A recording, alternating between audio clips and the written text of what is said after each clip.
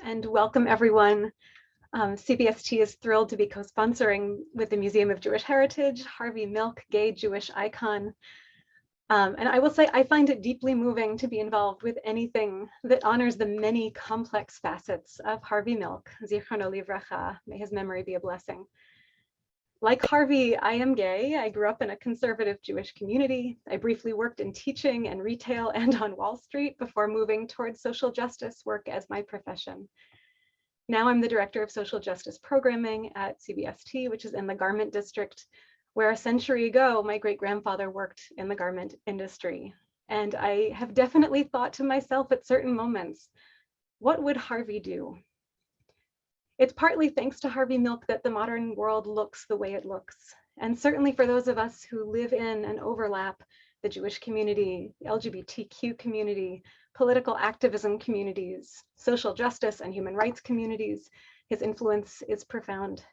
And I'll be honest that even I hadn't realized the extent of his impact until I read Lillian Faderman's book last summer. Now, most of us don't have quite as many overlapping complex identities as Harvey did. But I guess that everyone in this room loves somebody who is LGBT or Q. I'm guessing that everybody here today cares about somebody who is Jewish and has had their Judaism or had a friend's Judaism inspire the work that we do in the world. I would guess that everybody in this room is proud of someone who is very politically active and supports people who are fighting for labor rights and respect and protection in the workplace, including in our Jewish communities. All of us have felt the impact of Harvey Milk's existence in our lives, whether we realize it or not. And I am very much looking forward to learning more about that impact from Lillian and Eric today. It is hard to know what Harvey's life would have looked like had he not been murdered. It is one of the tragedies of our world that sometimes people who are amazing human beings do not get the attention they deserve unless something terrible happens to them. But the work that Harvey did was remarkable. And I am deeply grateful that not only do we know about it, not only did he not disappear into history, but that even now more scholarship, more writing, more pride in who he was and what he did for our world is still coming into our reading tables, onto our devices, into our podcasts, that we have such a wealth of archival and historical work to draw from as we seek inspiration for the things that we do today. Harvey Milk's memory is indeed a blessing. His work and his passion continue to inspire me, and I hope all of us. And I hope that all of us can continue to make his memory be a blessing for the generations that will come after us in all the work that we do. Ari, thank you. That was so beautiful, Rabbi James. Thank you. And the honor is really ours at the Museum of Jewish Heritage to be including CBST as our co-presenter. I'll just add that this is October is LGBT History Month. So this is an important story to tell all year, but it's particularly meaningful to be gathered today. We are delighted to welcome Lillian Faderman and Eric Marcus, who you'll hear from in just a moment. Lillian is a distinguished scholar of LGBTQ history and the author of 11 books, including Harvey Milk, His Lives and Death, which was published by the wonderful Jewish Life series at Yale University Press. And we'll put the link to order that book in the Zoom chat in just a moment. Among Lillian's many honors are 6 Lambda Literary Awards and an Anisfeld Wolf Book Award. Eric Marcus is a distinguished journalist and the author of 12 books, if I have that right, Eric, as well as the founder and host of the Making Gay History podcast and the Those Who Were There, Voices from the Holocaust podcast, which the museum co-produced. Eric founded and chairs the Stonewall 50 Consortium, and we just discovered that in 1992, Eric and Lillian appeared side by side on the front page of the New York Times Book Review. So we're glad to bring them back together today. We will begin in just a moment with a presentation from Lillian. I'll share some of her Harvey Milk expertise and follow that with a moderated conversation between Eric and Lillian. If you have questions about Harvey Milk and his legacy, please feel free to share them anytime in the Zoom Q&A box. And we'll save about 15 minutes towards the end of the hour to get to them. We're recording today's program and we'll send out the video tomorrow by email. Without further ado, thank you all for joining us. Thank you, Lillian and Eric, for being here, and we'll turn things over to you. Thank you for your introduction, Ari, and thank you for your beautiful words, Rabbi. I first wrote about Harvey Milk in my 2015 book, The Gay Revolution, but because his Jewish background wasn't the focus of that book, I didn't discuss it extensively. But I was very aware of it, partly because Harvey was practically a Landsman. His grandfather came from a Lithuanian shtetl that was right across the border with Latvia, and my mother came from a Latvian shtetl that was about 30 kilometers from the Lithuanian borders. So we were both Litvaks. So when Yale University Press invited me to write a biography of Harvey for the Jewish Lives series, it took me about 10 seconds to say yes. So before Eric and I chat and answer your questions, I want to show a few pictures and talk a little bit about Harvey's Jewishness and how it impacted not only his life, but especially his focus as a gay leader. Like many American Jews, he didn't see his strong Jewish identity as having anything to do with being religiously observant, but he loved Yiddishkeit. He was just tied to the cultural aspects of being Jewish. I interviewed a couple of people who told me that on the wall of Castro Camera, the little shop in San Francisco that he owned and operated with his partner, he had his bar mitzvah picture hanging. I was told by other people that he just loved to talk about the joys of pastrami on rye or chopped liver with coleslaw, and he really loved to exchange Yiddish phrases. Those are the fun aspects of being Jewish. But much more seriously, he took very seriously himself the idea of tikkun olam, of helping to repair the world. I think his political ideas can be understood best through that lens, the lens of tikkun olam. May we have the next slide, please, Ari? Ari, may we have the next slide? Thank you. So this is Moshe Milk. Harvey talked very proudly about his immigrant grandfather, Moshe, from whom I think he learned a lot about the concept of tikkun olam.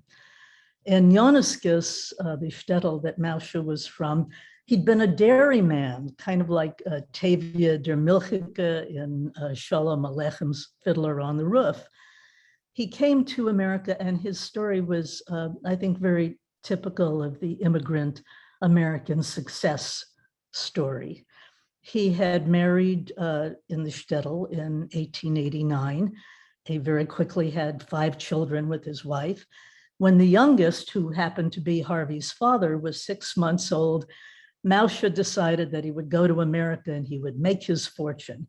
He had a stepbrother in Kansas City, Kansas, and he left his wife and kids behind, which very often happened because he couldn't afford to bring them too. Once he got to Kansas, he had vague notions about starting a dairy farm. He discovered he couldn't buy land because it was too expensive. So he went to work in his stepbrother's dry goods store. He just hated Kansas City. He hated the stockyards that were close by. His wages were so small that he couldn't send for his family. And so after 3 years, he went to New York City. He had a distant relative on Long Island. He went to the relative's home originally, and then he bought a peddler's pack. He started peddling door to door. Soon he changed his name to Morris Milk. He bought a little store. He sent for the family. And eventually he opened the first department store on Woodmere, Long Island, which is where Harvey was born. He invested in real estate. He became quite wealthy. I think if he had returned to Yonuskis, they would have thought that he was a nobleman. He looked very different, as you can see in this picture, from the way he looked when he first arrived. He became a philanthropist. He started the first synagogue on Woodmere, Long Island. He was very generous to Jewish causes. He was also an activist. I discovered so many stories that really reminded me of the sort of thing that Harvey might do. For instance, there was an exclusive country club near Woodmere. It was called the Rockaway Hunt Club, and typical of those days, it wouldn't allow Jews to join, and so he helped start the Woodmere Country Club, which was a Jewish country club, but it was open to everyone.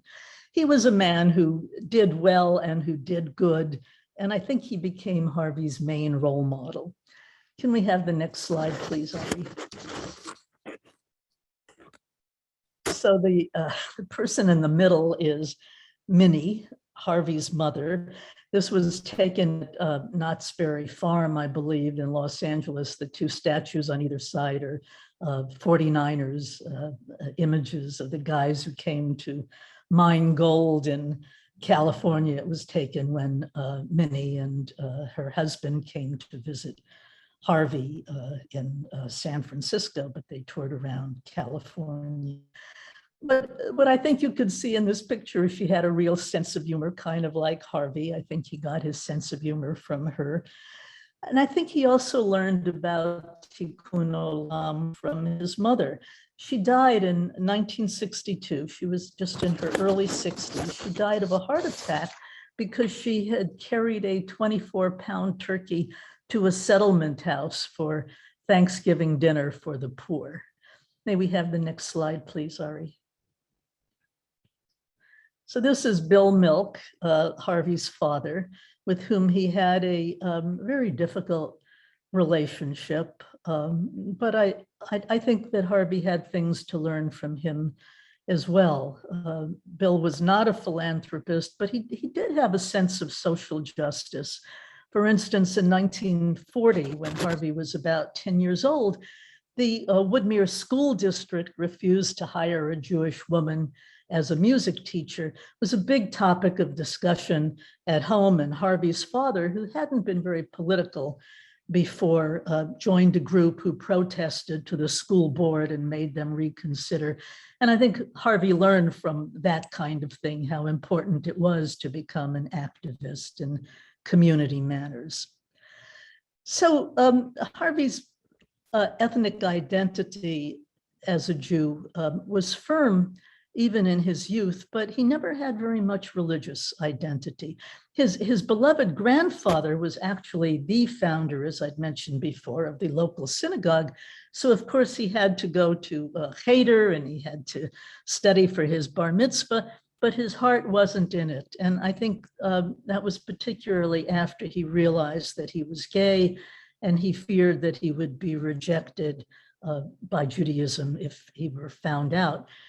This was, after all, in the early 1940s, and there was not a single synagogue in the country, just as there wasn't a single church in the country that expressed sympathy for gay people. And so I think he was very alienated from organized religion at that point.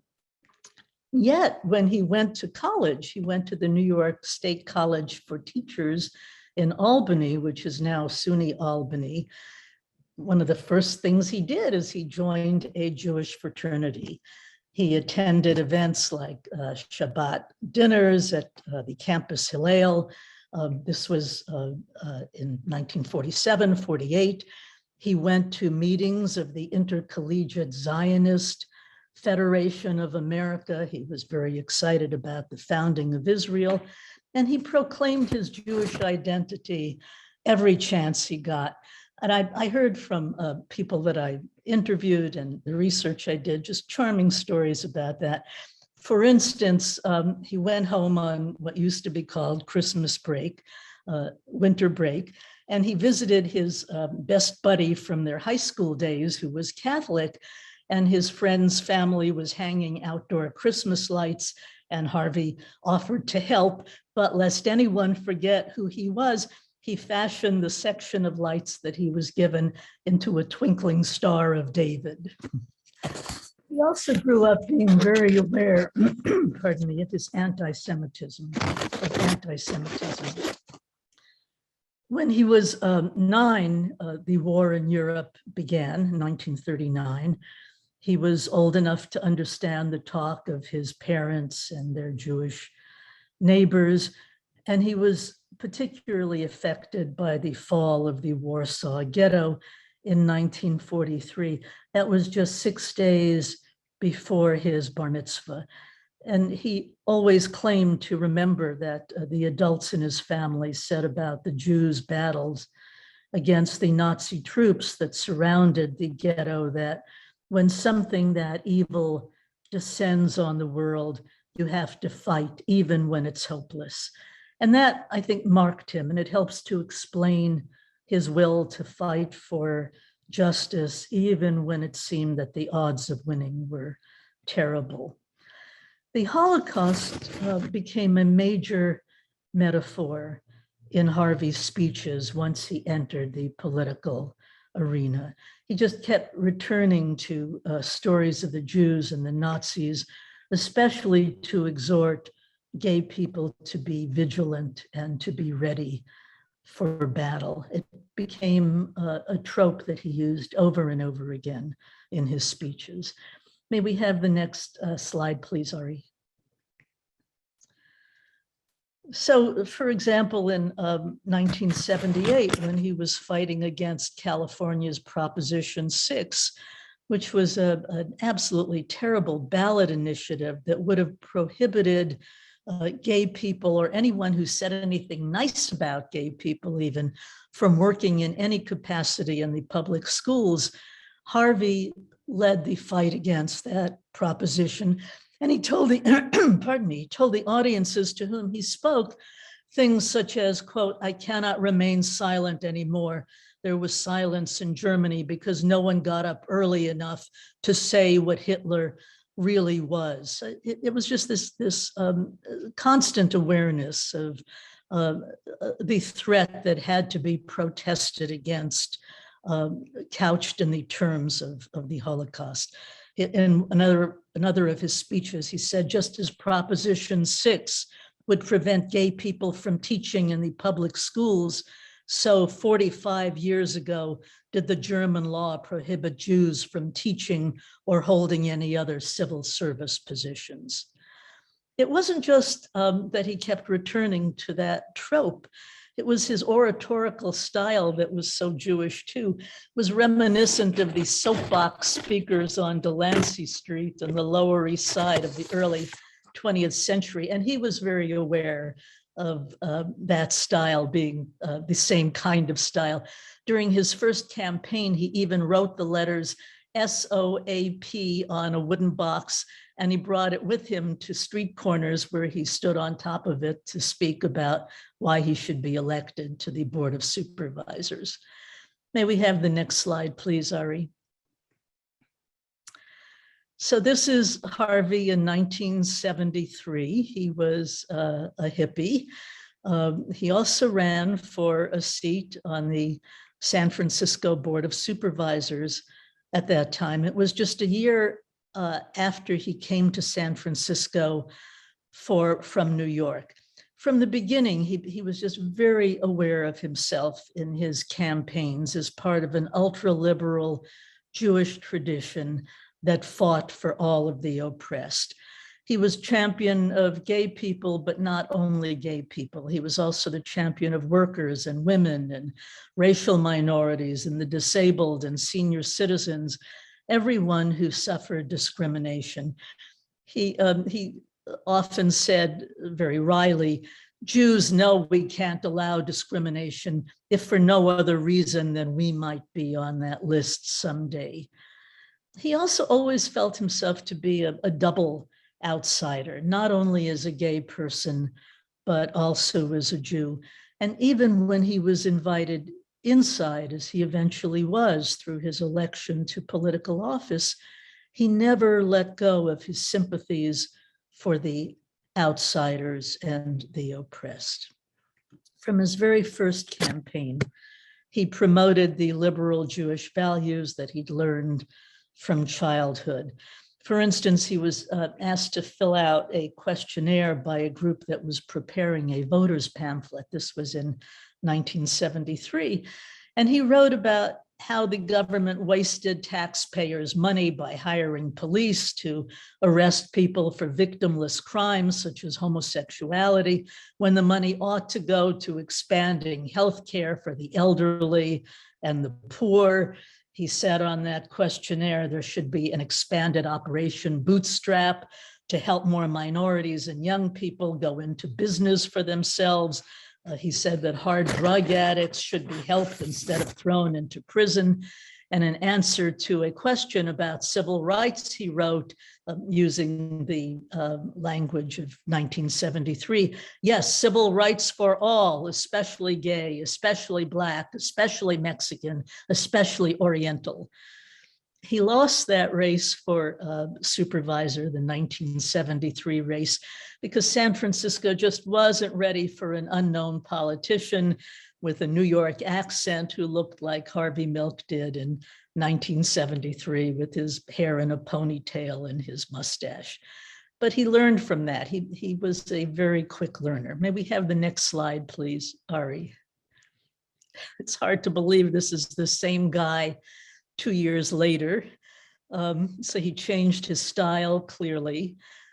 His style was much more sophisticated, but his values were unchanged. And this time he managed to get endorsement from various organizations that were not gay organizations, such as the Longshoremen and organized labor. May we have the next slide, please, Ari? So this is Harvey talking to the longshoremen at San Francisco Bay. You could see from their expression, which is kind of quizzical, that they don't know quite what to make of him, but they're very interested. And he convinced them. And so they endorsed him because he convinced them that he really was sympathetic to the problems of the working man, that he really intended to fight for the problems of the working man, and he did his homework. He knew what their problems were. He got endorsements also from ecology groups like San Francisco Tomorrow, which was the big ecology organization in San Francisco. He got endorsements from Black groups and Latino groups and Asian groups. May we have the next slide, please, Ari? And he got endorsements from senior citizen groups because he told them, and he meant it very sincerely, that taxpayers' money should be spent on making sure that everyone had decent health care. He was particularly interested, as we are so many years later, in the idea of dental care for the elderly, but that was a very novel position in the early 1970s. He lost that election, the 1975 election, but he barely lost it. There were 6 open seats, and he came in 7 out of a crowded field. About 35 people ran for office. In 1976, he ran again. This time he ran for the California Assembly, and he lost that too. He was a little naive about democratic politics. He didn't realize about the democratic machine and how the powerful democratic politicians had already endorsed Art Agnos, who was a wonderful liberal, but was not gay. In any case, he lost 3 elections. He lost 73, he lost 75, he lost 76. But he realized that each time he was getting more and more votes. Finally, in 1977, San Francisco changed from citywide elections to district elections. And so Harvey ran in the district that included the Castro, which was gay, and Haight-Ashbury, which was still pretty hippie, and Noe Valley, which was fairly liberal. He ran against 17 candidates, and he got 30% of the vote. By now, he was recognized as the leader of San Francisco's gay community. May we have the next slide, please, Ari? So this is Harvey with Mayor George Moscone. Harvey took office in January of 1978. One of the first things he did was he introduced a gay rights bill. And this is at the signing of the gay rights bill. And you could see how happy Harvey is that it was finally signed. 11 months later, both of these men were killed. In November of 1978, Harvey and George Moscone were both killed by Dan White, a homophobic fellow supervisor. So why, after so short a time in office and 43 years after his death, does Harvey Milk still matter? May we have the next slide, please, Ari? This is Harvey on the board of supervisors in the chamber. You can see from the stack of papers there all of the homework that the board of supervisors had to do. I interviewed a couple of people who were on the board with him, and they told me that he was always the best prepared. He always did his homework. Here he seems to be saying, look at all the stuff I have to do, but he did it faithfully. He studied every issue and was very active on the board. I think he did a lot in those 11 months that can be characterized as an attempt to repair the world. On a local level, he fought for rent control because he was concerned for the poor and particularly the elderly. He fought against the expansion of San Francisco's airport because he believed that a bigger airport would mean more traffic and more pollution and more noise. And it's so ironic that a couple of years ago, a terminal at the San Francisco airport was named after him. It's the Harvey Milk Terminal. So it would be interesting to know what he would make of that. But in any case, he also fought for issues that resonated far beyond San Francisco.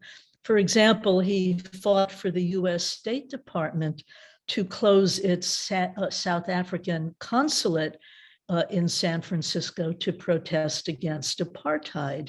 And he convinced the Board of Supervisors that San Francisco should stop investing in corporations and banks that did business with South Africa. And that was the start. He was really the leader in this thinking. It was the start of municipal movements all over the country to do the same thing. By 1990, before apartheid ended, 112 cities and countries had followed suit. And of course, he did a lot that was especially important to the gay community.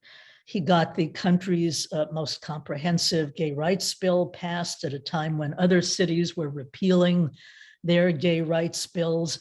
This was the time when Anita Bryant got Miami-Dade. Anita Bryant, some of you may remember, was a very popular singer, the orange juice lady. She did Florida orange juice commercials, and she was also a religious fundamentalist. Miami-Dade County in Florida had just passed a gay rights ordinance. She got the voters to overturn that ordinance. She helped get voters to overturn gay rights ordinances in St. Paul, Minnesota, and Wichita, Kansas, and Eugene, Oregon. And at that time, Harvey managed to pass the strongest gay rights ordinance of any city in America. His bill protected gay people in housing and employment and public accommodations, and it had teeth in it. It gave gay people the right to sue if their rights were violated, and it became the model for effective gay rights bills all over the country. He also did other things that were vital for the progress of the gay community. For example, he believed that gay adults had to take moral responsibility for gay youth. That was an absolutely revolutionary idea in the 1970s. The early homophile organizations were terrified of gay youth. They had policies like the Mattachine Society and the Daughters of Bilitis. They had policies that said that nobody who was under 21 could join. And that was because they feared of being accused of the stereotype, the horrible stereotype that homosexuals molest children. But Harvey thought that gay people had to rise above that fear for something more important. He was the first elected politician to publicly declare his determination to help young gay people. These days, it's widely understood that as a community, of course, we need to be concerned about the welfare of young LGBTQ people. Of course, we have to make sure that they are not dragged down by bullying. Nowadays, there are anti-bullying campaigns such as It Gets Better. There are programs focused on gay youth in every LGBTQ center in the country. But that wasn't the case in the 1970s. I think it was Harvey's pioneering conviction that gay adults had a responsibility for gay youth, had to work for their causes and serve as their role models, that really got the ball rolling, and the idea is no longer debatable. So the last year of Harvey's life was glorious because he was just such a force on the San Francisco Board of Supervisors. He was the biggest gay name in America, but that last year was also very difficult in just terrible ways. He had one terrific victory after another, and he also had one devastating disaster after another. For instance, he was flat broke. He put a lot of money into his 4 campaigns. He devoted all of his time and energy to being on the Board of Supervisors and the shop that he ran with his partner, Scott Smith, went broke. They went out of business. The supervisor job paid a pittance because at that time it was the very romantic idea of the government of San Francisco that people on the Board of Supervisors should be citizens and not career politicians. And so he got $9,600 a year. That's the equivalent in today's money of $37,000. And of course, he couldn't live on that. And so he had to borrow money constantly from friends to settle his bills and pay the rent and buy groceries. And then the worst thing that happened, an absolute horror, was that in August of 1978, the man that he lived with, Jack Lira, committed suicide. Maybe it was the terrible things that happened that drove Harvey, astonishingly, I think, to the synagogue for the high holidays that October of 1978, just 1 month before he was assassinated. He went to Sha'ar Zahav, which was San Francisco's gay synagogue. And this was perhaps the first time that he'd gone to high holiday services since his boyhood. The rabbi who officiated for those holidays that I had the opportunity to interview said that after the service, Harvey went up to him to say how good it felt to finally, quote, be home in his Jewishness. But I'm going to end my presentation by saying that in terms of what Harvey stood for, I think he never really stopped being, quote, home in his Jewishness. And I'll stop here.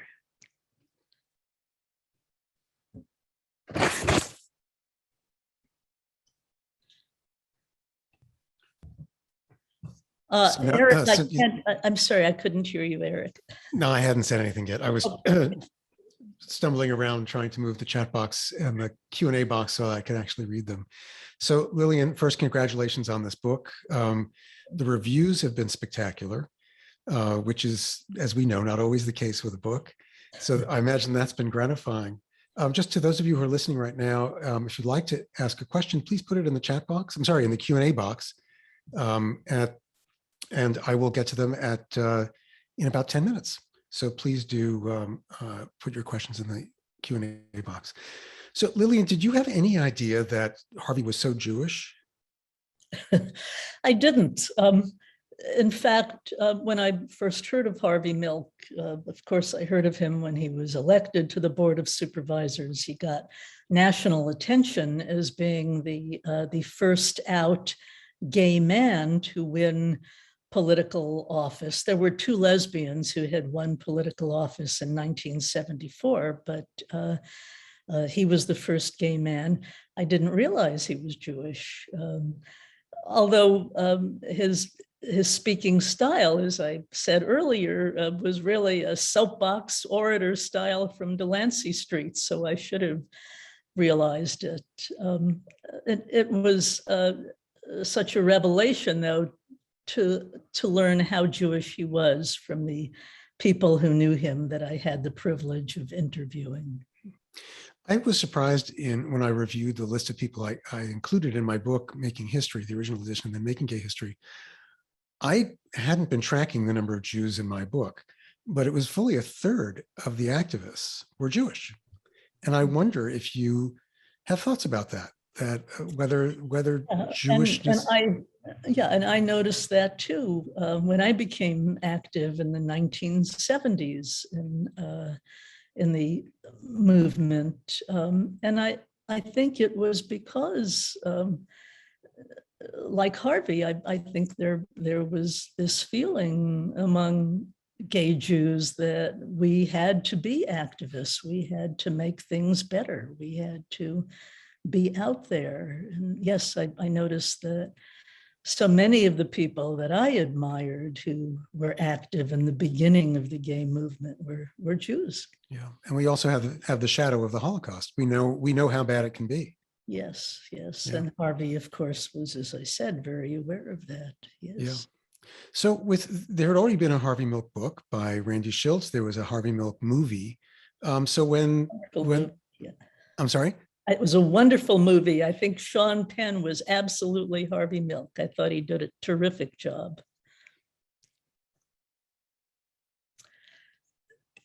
I would you interested you in doing another one? I'm sorry, you froze for a minute, Eric. Would you repeat that? Yes, of course. It's I live on West 20th Street in Chelsea, and we joke that the squirrels chew through the wires, but they really do. So it's New York City in the 19th century. My question was, given that there was already a movie and a book about Harvey Milk, when the publisher came to you and said, "We'd like you to do a book," what interested you? I think it was because I love Randy Schultz's book. It's terrific, The Mayor of Castro Street. But Randy wasn't very interested in Harvey's Jewishness. And that was very interesting to me, which I first learned about, I guess, or first studied extensively when I was working on the gay revolution, although I didn't discuss it extensively in the gay revolution. So I thought that, yes, that would make a terrific subject, how Harvey's Jewishness influenced his gay activism. So, the questions are coming in fast and furiously. So rather than me ask you more questions, because some of these cover things that I'd like to ask, I'm going to turn to the list of questions. This comes from Carol. Did anti-Semitism figure at all in the murder of Harvey Milk? I don't think so. I think that Dan White was a very disturbed young man. He was only 31 years old. He was certainly very conservative, but I haven't been able to find any evidence that he was particularly anti-Semitic. I think it was his homophobia and his upsetment that he had quit the Board of Supervisors and then could not get his job back. Mayor Moscone said, "You quit and I can't let you come back." And it was Harvey who encouraged Mayor Moscone to not reverse Dan White's resignation. And I think it was, I think what was primarily behind Dan White's decision that he was going to kill the mayor and kill Harvey was, first of all, his not being able to get his job back. But secondly, he kept saying to his constituents that San Francisco was going to hell. And it was primarily because of the gay activists in San Francisco and the gay people all over San Francisco. And of course, Harvey was in the forefront of that. And Mayor Moscone was very sympathetic to gay people. And I think that was what was Dan White's motivation rather than anti-Semitism. Yeah, I'd forgotten how young Dan White was. Yes, he was the youngest person to ever be elected to the Board of Supervisors, and he was absolutely not ready for the job. He had been a fireman and he'd been a policeman. He never went to college. He had very conservative notions, and I think he felt that he was out of his element on the Board of Supervisors, came unprepared, and was a very uncomfortable situation for him. I thought of Harvey Milk as an older person when I first came to know who he was in the 70s. And now I think he was so young when he did all of this and when he died. Yeah, he was 48 when he was killed, a child. So this is a question for you. Do you have anything to say about Harvey Milk's service in the Navy? This comes from Harold. It says, I do. Something very disturbing for me. I did a lot of research in, there are wonderful archives at the San Francisco Public Library. Harvey Milk's papers are there. I went through his papers very carefully, and among his papers was an honorable discharge from the Navy. And Harvey had said very often that he got a dishonorable discharge, that he was booted out of the Navy because he was a homosexual. He served 4 years in the Navy. It made sense to me that, of course, he would get an honorable discharge. And he said that he was booted out of the Navy as a gay activist because he was sympathetic to so many people who were booted out of the Navy simply because he was gay. I learned subsequently that that honorable discharge was forged. He was indeed booted out of the Navy. That was so fascinating to me. And the archivist, there's a wonderful archivist at the San Francisco Public Library, Tim Wilson, who led me to terrific things in the Harvey Milk collection. He had no idea that that was a forged honorable discharge any more than I did. So, you know, it tells such an interesting story about Harvey that he was so worried that it would ruin his career chances that, of course, if he had the opportunity to get this forged piece of paper, he would, and he did. do you have any idea how he did or where it came from? I have no idea how he did. And I've since scrutinized that piece of paper. It looks like the real thing to me, but I also since looked at the papers that show that he was under investigation and he got a less than honorable discharge. It's called, it wasn't a dishonorable discharge, but it was a less than honorable discharge. Did that mean that he was then not entitled to any of the GI benefits? Yes, it did mean that. And he was very proud of his service. He had a Navy belt buckle that he constantly wore, even to the date of his assassination. There's an LGBTQ museum in San Francisco.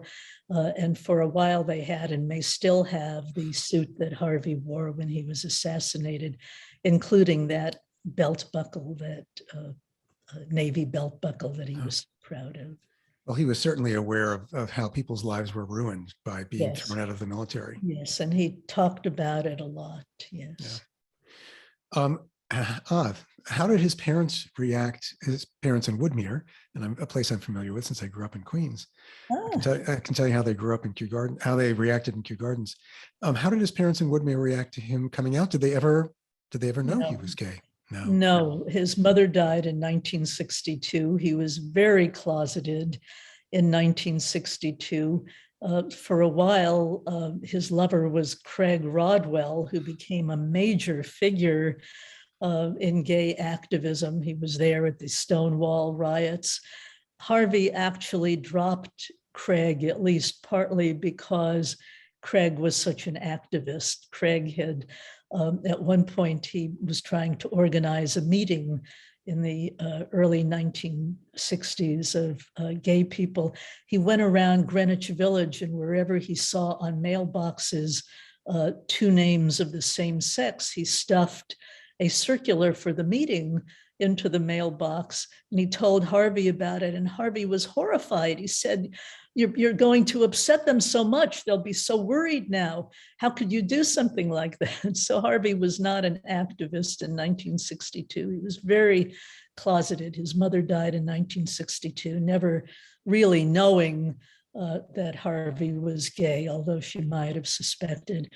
He had a very troubled relationship with his father, never told his father that he was gay.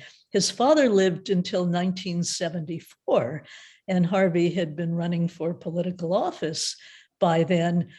So his father could have found out through the newspapers that Harvey was a gay man running for political office, except that his father was blind by then and didn't read newspapers. So his father never knew about it. And I think that Harvey was always troubled that he didn't come out to his parents. I think it made for a very difficult relationship, that he had to be dishonest, particularly with his father. And I think it was because of that that one of his major messages to the gay community was that you have to come out. You have to come out to everyone. He was one of the first politician, gay politician, to say that it's important that you come out to your parents, you come out to your friends, you come out to your employers. It's the only way gay people will make political progress. It's the only way we'll win our rights. He wasn't the first gay person to say it.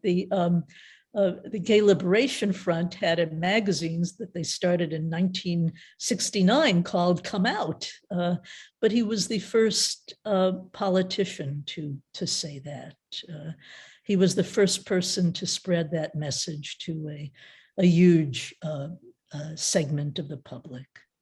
It's so striking to me that he didn't come out, because, and I wasn't aware of that, because he was so public in saying, "Come out," and visibility was so key. I can only imagine how painful it was for him. It was painful, yes. And I when his father died, he told someone that I interviewed very regretfully that he couldn't mourn because they never had a relationship. And the reason they didn't have a relationship was that his father didn't know who he was, and he felt that he couldn't tell his father who he was. So he learned from that, I think. There are so many surprising things that you came across that I'm a little reluctant to ask you what was most surprising. But among the many things that you discovered, what were some of the things that surprised you, besides the fact he was so culturally Jewish? Yes, that was the most interesting thing to me as I wrote the book for Yale, and the people that I interviewed, it told me wonderful stories about his Jewishness. Just one other story that I tell in the book that I absolutely love. Once he was elected to office, in the beginning, he had an open door policy, and his buddies from the Castro would just drop by, and he realized he couldn't get any work done. But he also had another constituent, a little old Jewish lady by the name of Henrietta Abrams, who just loved him. And she would come visit him regularly every week. She would take a couple of buses, bringing a box of cookies for his sweet tooth. It was Anne Cronenberg, Harvey's assistant, who told me the story. So they would sit in his office and munch cookies and talk Yiddishkeit, and he loved that. He just loved Yiddish phrases and the Yiddish past. So I loved stories like that. But there were other stories that surprised me. He was very human in his frailties, and I didn't want to hide that. I wanted to present him warts and all, and he had a lot of warts. And I loved him. I ended up loving him after I learned about those warts too. And I hope my readers end up loving him as well, even though he had these warts. I think he wasn't, he was wonderful to humanity. I think in personal relationships, he wasn't always wonderful, just like every human being on earth, I think. He was not a perfect guy, and I don't think it's the job of the biographer to hide that stuff. And so I never hide it. Although I think he was an admirable figure and a lovable figure, he had faults. Roberta has asked if you ever met Harvey. No, I didn't, to my Yeah. great regret. Yeah. Yeah. Can you speak about his relationship, and this comes from Wendy, can you speak about his relationship with and the importance of the gay women's community in his campaigns for office and against Prop 6? Yes, that's an excellent question that I address at great length. There was a huge lesbian feminist movement in the 1970s, particularly in San Francisco, but in big cities all over the country. And they were opposed to Harvey in the beginning. At one point, he started this campaign to buy gay. He wanted people to frequent gay shops. He was visited by very left-wing lesbian feminists who said he was a damn capitalist and he was just supporting capitalism. And he held his own, talking about how important it was to support gay businesses. But he also realized that he had to address the lesbian community. And he did something very clever. He got as his assistant a wonderful woman who was a lesbian at that time, Anne Cronenberg, who was very popular in the lesbian community. And she was able to convincingly tell other lesbians in San Francisco why Harvey Milk was pro-lesbian, was in favor of their cause, would not neglect them when he was elected to public office. And then he did another very good thing, I think. He was invited to debate with the terrible state senator, John Briggs, who had sponsored that initiative that I referred to earlier that would have outlawed homosexuals or anyone who said anything nice about gay people from working in the public schools. Harvey agreed to debate him on television, and Cronenberg said, I think you need to get a lesbian to debate on your side as your partner. And he invited Sally Gearhart, who was a wonderful woman who died recently, a very eloquent lesbian, and that really charmed the lesbian community. They would campaign together, and Sally told me, I interviewed her before she died, she told me that whenever they would be on the campaign trail together, at the end of their talk, Harvey would hold up her arm and say, "Your next San Francisco supervisor," that is, he would help her, he promised, to win a seat on the San Francisco Board of Supervisors.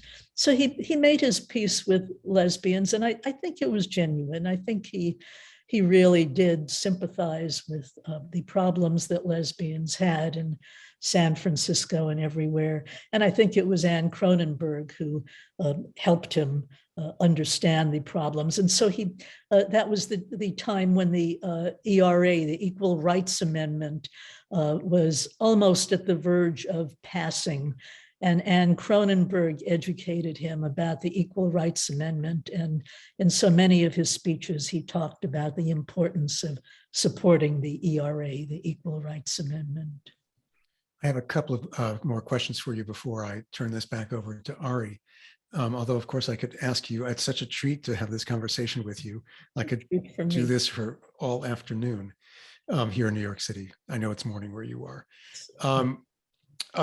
A question from Joanne says, thanks for your wonderful presentation and this new angle of Jewish historical appreciation for the life of Harvey Milk. Knowing your extensive expertise in LGBTQ literature and history, I wonder if you are familiar with Leslie Newman's 1988 collection of short stories, A Letter to Harvey Milk. I am, and Leslie is a friend, and I admire her work very much. For those of you who don't know, she's the author of Heather Has Two Mommies, which was actually read into the congressional record because the right wing thought it was so shocking that little kids would be taught that there were some families where there were two mothers, that is, lesbian families with children. But yes, I admire Leslie's work very much. Looking back over your long life and the changes that you have seen, and Harvey comes early in or in the middle of your life, I wonder what your thoughts are reflecting back on the changes you've seen over these many decades. You know, I came out into the lesbian community in the 1950s. And at that time, we were all criminals to the law and crazies to the psychiatric profession and sinners to synagogues and churches and subversives at that time to the federal government. It was thought that if we had important jobs, we would somehow leak government secrets to the Soviets. I think at that time, if anyone had told me that I would see the day when we could get married, when we could serve openly in the military, when there were major movies and major television programs about us, when to be a homophobe was almost as disgusting as to be a racist. If anyone had told me that, I think I would have thought in the 1950s that they were smoking too much pot. I simply could not have believed that things would become so much better than they had been in the 50s and the 60s and the 70s. Of course, the 80s was a period of tragedy for our community, but the progress has been remarkable. It's extraordinary. I feel now at this age, like some of the people I interviewed felt who had been in the movement in the early 50s, that they couldn't even adjust. Things had moved so quickly that they felt like dinosaurs. Yes, absolutely. And I have to say too, that I think in some ways Harvey was partially responsible for it by insisting that we had to come out. That has made all the difference that we have come out. And now most of America knows that they know someone gay or lesbian or bi or trans or queer or whatever. It didn't used to be the case. It used to be that most of America thought that we were all child molesters lurking in the shadows, ready to jump on some 14-year-old kid. And Harvey is right by saying they have to know that we're your sons and daughters and brothers and sisters and coworkers and neighbors. And it's made all the difference. Yeah. I'm going to turn this back to Ari. There were still some questions I left that I didn't get to ask you, but we've run out of time. So Ari, back to you, and thank you, Lillian, so much. Thank you so much, Eric. So good to see you. And you. It really is our privilege to listen to you both, to see your presentation, Lillian, and your enriching conversation. Thank you both so much. Thank you. Thank you to our audience for joining us, especially during LGBTQ History Month, and to our wonderful partners at CBST, Rabbi James, for her opening comments. You can order Lillian's book at the link in the Zoom chat. You can also explore more about the museum and support our work at the link in the Zoom chat. I'll mention that Eric has done a couple great programs with us, including a fascinating interview with Robert Beachy about gay life in Weimar, Germany in 2019. So we'll send everyone a follow-up email tomorrow that includes several of these links and most importantly, the recording of today's program. Rabbi James, any closing comments? I was right. I definitely learned a lot more. And thank you, Eric, and thank you, Lillian. It's amazing the richness of one life, and a very complex life, as you say. And I hope that we all can continue understanding who some of our ancestors are, who may not be included in the canon of who we have been taught are our ancestors, but who absolutely are the people on whose shoulders we stand today. Thank you. Thank you. Take care, everyone.